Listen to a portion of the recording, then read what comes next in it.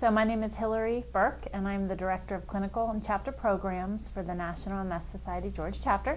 I call our chapter the little chapter that could.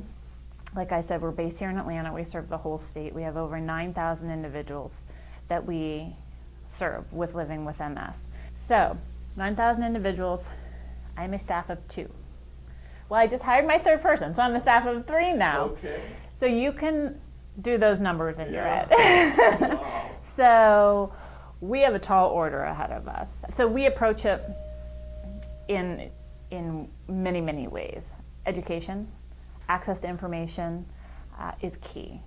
Knowledge is power with this disease. And we hope to educate not only the individuals living with MS, but the family members, the communities, like you're doing. Awareness is critical. It's a great question. When I started with the organization almost 8 years ago, the only available therapies were injectables. So that means somebody was giving themselves a daily injection, every other day, or a weekly injection. And that was it for treatment options. Shortly after I started, an infusion therapy named Tisabri came on the market and then immediately was pulled because there had been some deaths.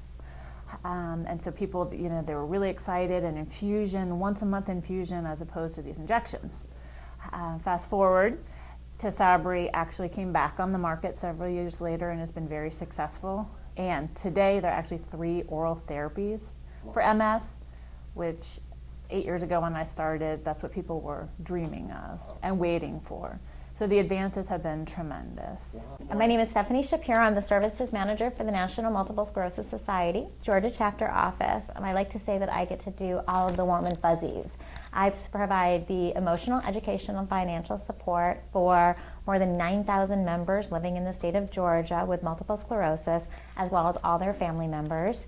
I'm a big proponent that not only does multiple sclerosis affect the individual who's diagnosed, but everybody in their life. So I like to think that there's 2 different people in the world. There's the person who's been diagnosed with MS, and then there's everybody else living with MS.